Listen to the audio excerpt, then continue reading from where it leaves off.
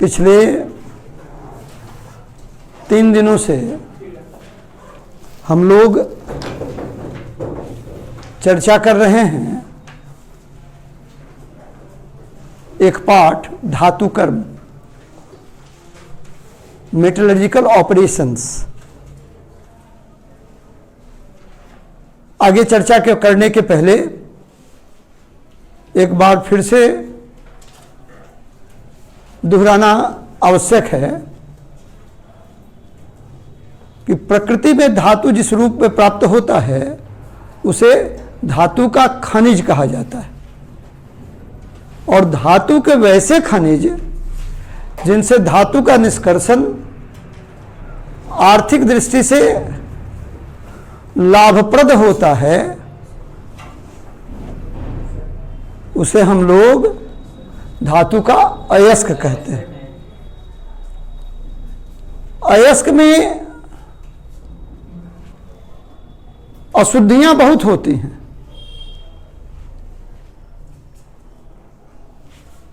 पाँच प्रतिशत भी धातु का यौगिक हो, प्राय उससे भी कम होता है, तो बहुत अच्छा अयस्क हम लोग मानते हैं धातु का। तो अयस्क से धातु के निष्कर्षण के पूर्व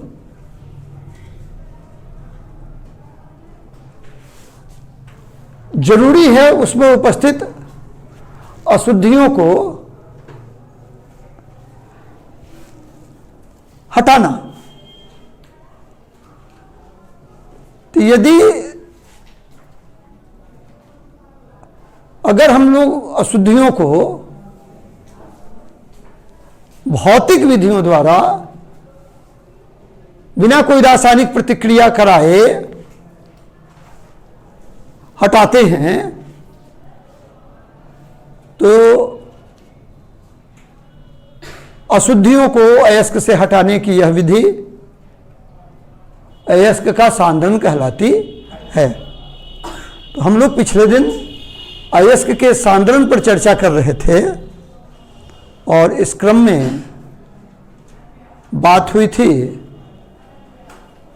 एक विधि गुरुत्व पृथक्कीकरण विधि की, और आज अयस्क के सांद्रण की दूसरी विधि फेन प्लावन विधि,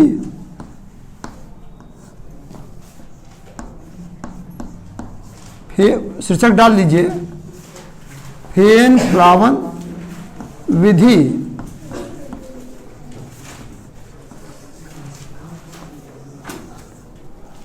बेहतर होगा कि हर विषय के लिए कॉपी अलग से बना लीजिए, रफ फेयर सब यही होता चले।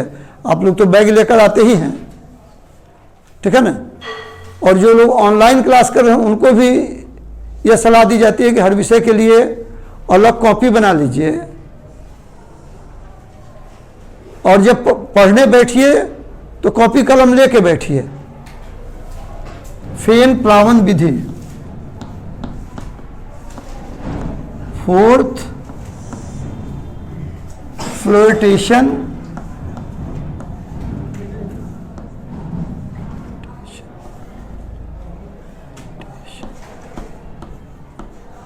मेथड।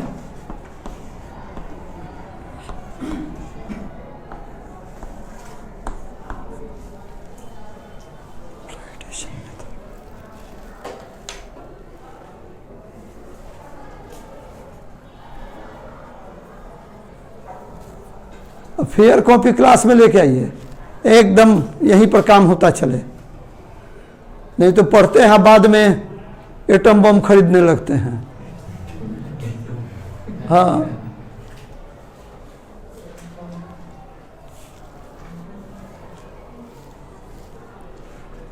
Fourth flotation method. इस विधि पर चर्चा करने के पहले हम लोग अपना अनुभव जो है उसको याद करेंगे। देखिए, कुछ पदार्थ पानी में आसानी से घुलते हैं या आसानी से मिल जाते हैं, और कुछ पदार्थ पानी में नहीं मिलते। कैसे मिलते हैं? तैलीय पदार्थों में, तेल में। जैसे नमक पानी में बड़ी आसानी से घुल जाता है, लेकिन तेल में नमक नहीं घुलता है। नमक तेल में नहीं घुलता है। उसी प्रकार अगर हाथ में पेंट लग जाए तो वो पानी से, साबुन से साफ नहीं होता, वो तेल से, जो तेल उपलब्ध हो उससे साफ हो जाएगा। ठीक है ना? उपलब्ध हो। पहले तो किरासन तेल से साफ करते थे। हाँ, किरासन तेल आसानी से मिल जाता था और सस्ता भी होता था। सरसों तेल से भी साफ हो जाएगा। तारपीन का तेल आसानी से उपलब्ध नहीं है। ठीक है ना? वो ठीक है, निश्चित तौर पर सरसों तेल से बेहतर है, लेकिन वो हर जगह उपलब्ध नहीं है। हाथ में पेंट लग गया कहीं तो सरसों तेल तो हर घर में उपलब्ध है, उससे आप बड़ी आसानी से छुड़ा सकते हैं।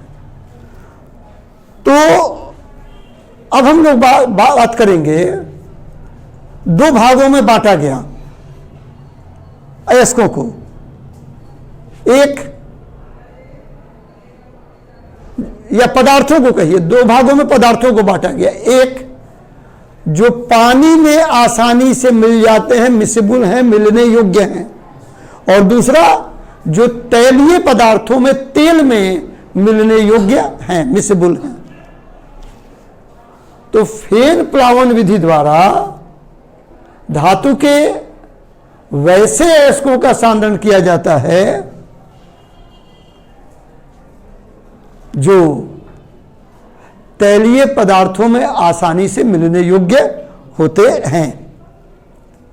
उदाहरण के लिए फेन प्लावन विधि द्वारा धातु के सल्फाइड अयस्कों का सांद्रण किया जाता है। देखिए, CuFeS2 कॉपर पायराइट, S-2 होता है। ये क्या हुआ? ये है सल्फाइड।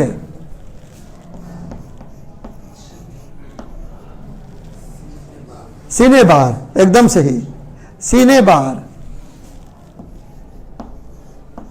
यह क्या है? Zinc blende, zinc blende, zinc का अयस्क है, सल्फाइड अयस्क है। यह प्रश्न ऑब्जेक्टिव में प्रायः पूछा जाता है कि धातु के सल्फाइड अयस्कों का सांद्रण किस प्रकार से किया जाता है। ठीक है ना? तो धातु के सल्फाइड अयस्कों का सांद्रण फेन प्लावन विधि द्वारा किया जाता है। इतना हम लोग लिख लेते हैं, उसके बाद फिर विधि पर चर्चा करेंगे। ये मत लिखिएगा, चलिए डैश के बगल में लिखिए।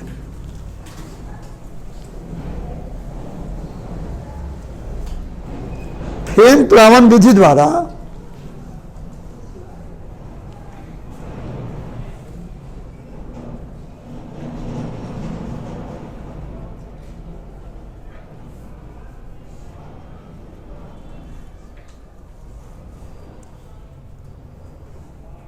तैलीय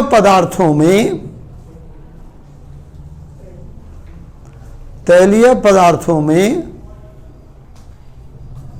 तेलीय नहीं, तैलीय, तय, आयली, लौ में दीर्घिकार, तैलीय पदार्थों में आसानी से भीग सकने योग्य, भीग, भौ में दीर्घिकार, चंद्र बिंदु, आसानी से भीग सकने योग्य अयस्कों का सांद्रण किया जाता है। छूट गया क्या? अयस्कों का सांद्रण किया जाता है। पूर्ण विराम। नेक्स्ट पैरा, अगला अनुच्छेद। क्या करेंगे बाबू? अगला अनुच्छेद कहां से शुरू होगा? ठीक इसके सामने से शुरू होगा। ऐसे पहली पंक्ति केवल यहां से होगी और बाकी पंक्तियां जो हैं इस तरह से अपने आगे बढ़ेंगी। फिर जब होगा नेक्स्ट पैरा तो वो कहां से शुरू होगा? ठीक इसके सामने से। पैरा बढ़िया से बदलिए, ठीक है ना। नेक्स्ट पैरा, धातु के सल्फाइड अयस्कों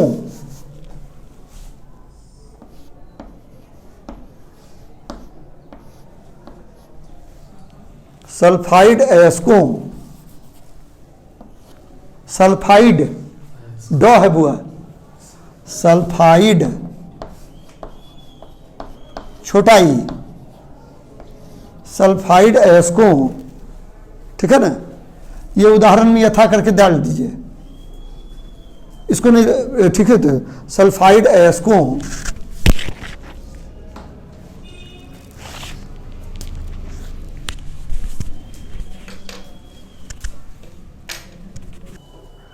सांद्रण, सांद्रण ओना लिख रहे ना बुआ, सांद्रण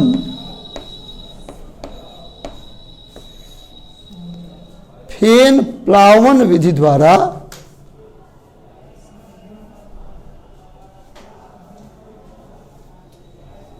किया जाता है। फेन प्लावन विधि द्वारा किया जाता है। हो गया। देखिए बाबू, रॉ सांद्रण जिसे हमने कहा ना अणु, तो क्या है? रॉ, रॉ आधा हो पूरा हो, ठीक है ना। रॉ छ त्र और री,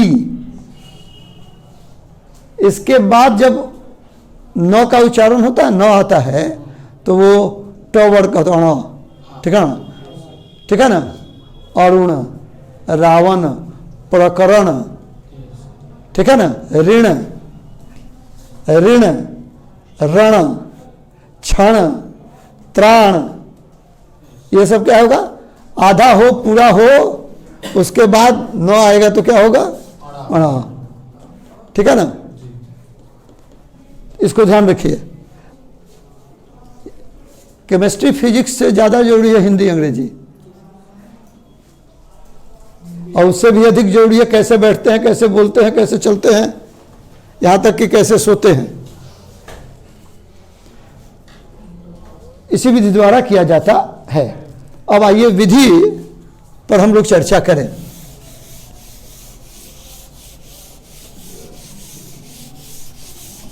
हमने कहा इसमें वो प्राय रानी, कार्बन जैसे कुछ शब्द अपवाद में भी हैं।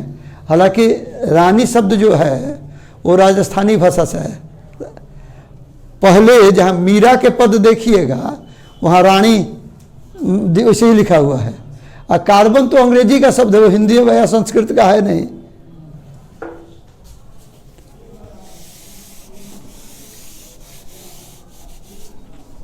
चलिए अब आते हैं बाबू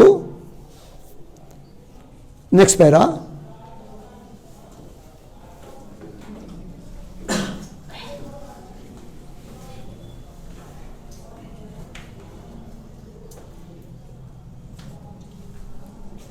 फेन प्लावन विधि द्वारा, नेक्स्ट पैरा लिखिए। फेन प्लावन विधि द्वारा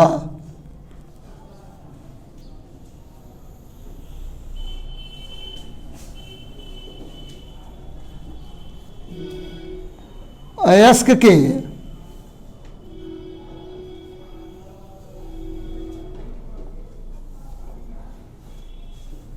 सांद्रण के लिए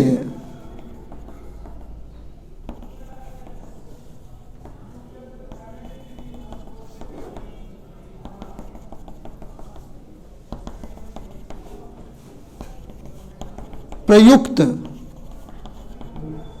प्रयुक्त प्रायोगिक व्यवस्था, प्रयुक्त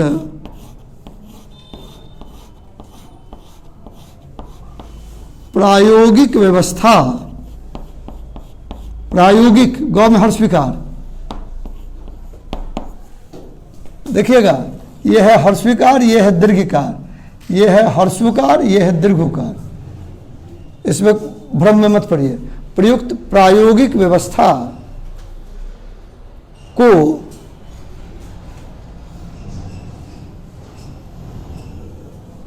दिए गए, द में हर्षविकार, प्रायोगिक व्यवस्था को दिए गए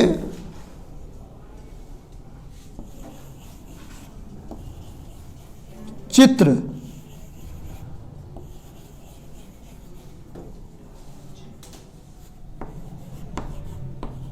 में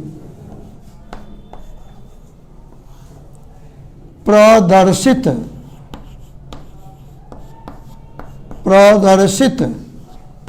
देखिए ठीक से लिखेगा, बहुत लोग गलत लिखते हैं। प्रदर्शित किया गया है,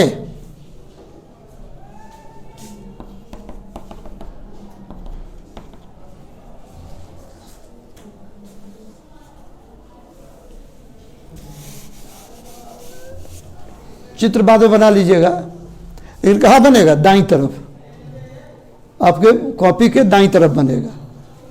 अब अगले पैरा में हम लोग इतनी जगह इधर से छोड़कर, ताकि चित्र बढ़िया से दिखता रहे, अगले पैरा में हम लोग चर्चा करेंगे कि फेन प्लावन विधि द्वारा धातु के अयस्क के सांद्रण के लिए हम लोग क्या करते हैं और ऐसा करने पर क्या होता है।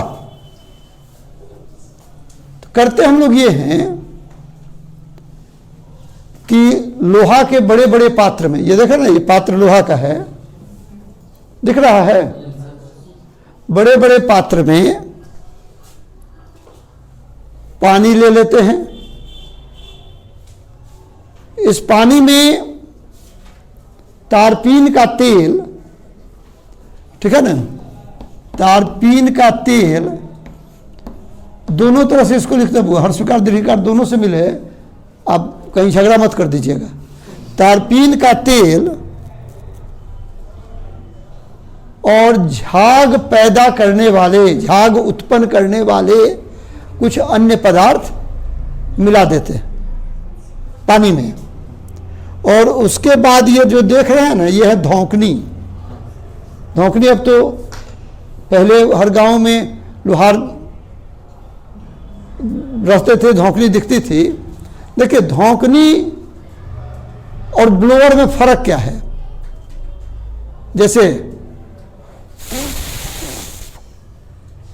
लगातार जब हवा निकल रही है, ये हो गया ब्लोअर। ब्लोअर वाला हीटर खूब चलता है तो उससे लगातार हवा निकलती है, ठीक है ना। और कभी आग जलानी हो, ठीक है ना, लकड़ी वाली आग जलानी हो, तो उसको क्या देता है? रुक रुक कर हवा आवे, तो उससे क्या होता है? झाग ज्यादा बनता है और बने हुए झाग को ऊपर उठने के लिए समय मिलता है।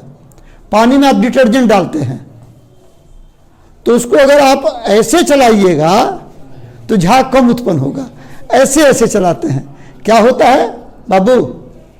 ऐसे ऐसे चलाते हैं, इससे क्या लाभ होता है कि पानी की जो गति है उसकी दिशा लगातार बदलती रहती है। एक बार इधर गया, एक बार इधर आया, और दूसरे उसको झाग को ऊपर उठने के लिए समय मिल जाता है। ऐसे दिशा एक ही रहती है और समय भी नहीं मिलता है झाग के ऊपर उठने के लिए बाबू। तो धौंकनी से हवा प्रवाहित करते हैं। किससे? धौंकनी से।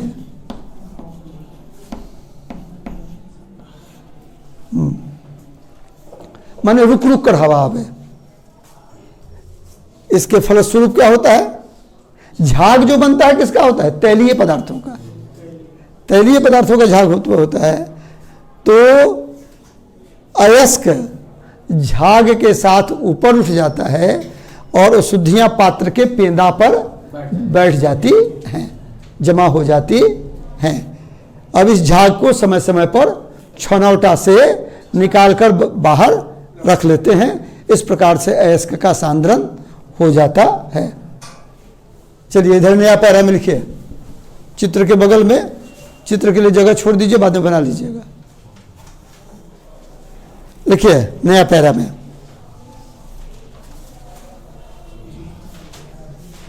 फेन प्लावन विधि द्वारा।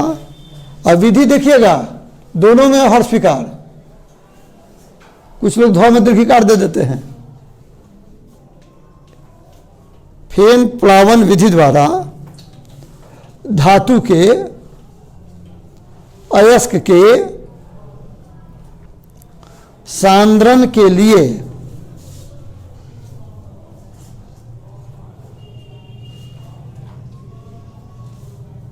लोहा के बड़े बड़े पात्र में, या बड़े पात्र कर दिए, बड़े बड़े दो बार मत लिखे, बड़े पात्र में, पात्र में, पात्र मतलब बर्तन, पात्र में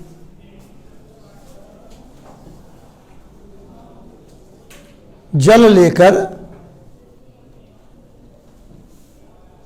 उसमें तारपीन का तेल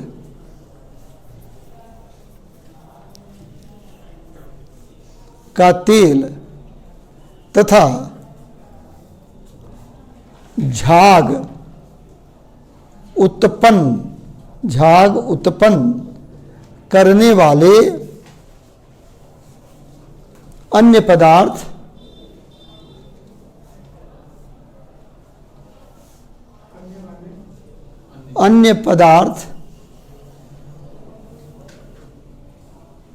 मिला दिए जाते हैं। मिला, मोह में हर्ष विकार, मिला दिए जाते हैं, पूर्ण विराम।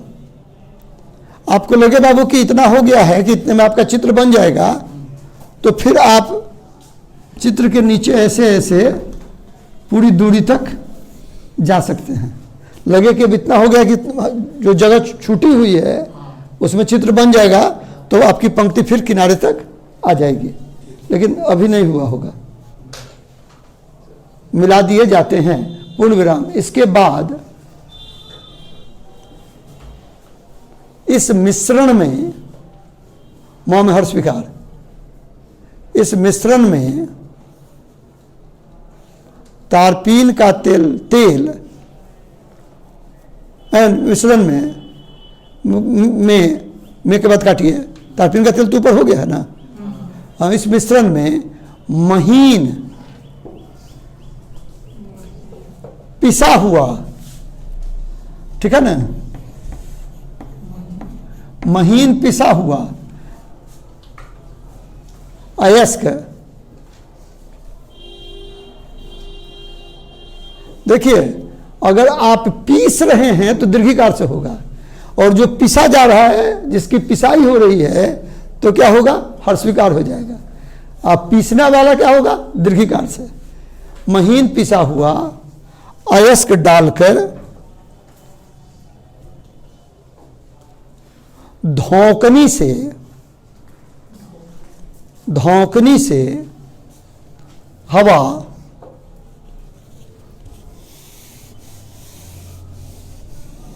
प्रवाहित, हवा में हर्ष विकार, हवा प्रवाहित की जाती है,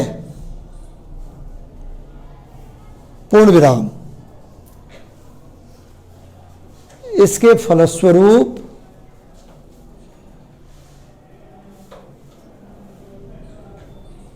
अयस्क, एक मिनट, हाँ ठीक है, अयस्क झाग के साथ उठकर ऊपर चला आता है,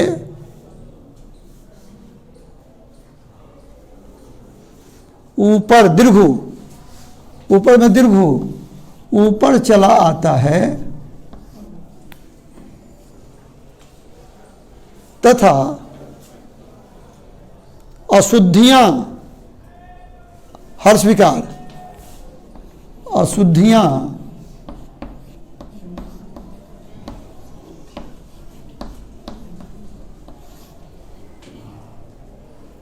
पात्र के पेंदा पर, पात्र के पेंदा पर बैठ जाती हैं।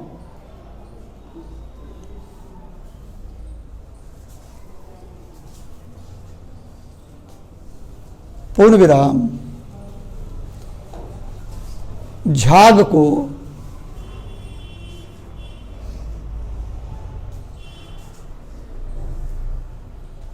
समय समय पर छनौटा से बाहर हटा लिया जाता है।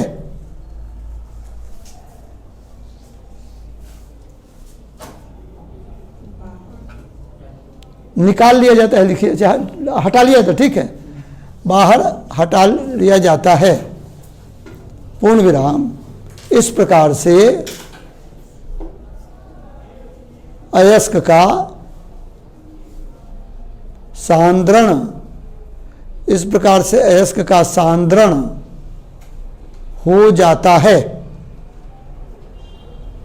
इस प्रकार से अयस्क का सांद्रण हो जाता है। पूर्ण विराम के नीचे बिंदु नहीं, पूर्ण विराम बस इतना ही। इसके नीचे बिंदु डालिएगा तो विस्मयादि बोधक का चिन्ह हो जाएगा। हमने पहले भी कहा, आदत जो आपकी पड़ी है उसको अभ्यास करके छोड़ना पड़ेगा, छुड़ाना पड़ेगा, ठीक है ना। तो ये आपका हो गया। अगले दिन हम लोग अगली विधि चुंबकीय पृथकीकरण विधि, अयस्क के सांद्रण की अगली विधि चुंबकीय पृथकीकरण विधि, मैग्नेटिक सेपरेशन मेथड पर चर्चा करेंगे। और ये विधि थोड़ी छोटी है, उसके साथ निस्तापन और जारण पर भी चर्चा होगी, उसको देख के आइएगा।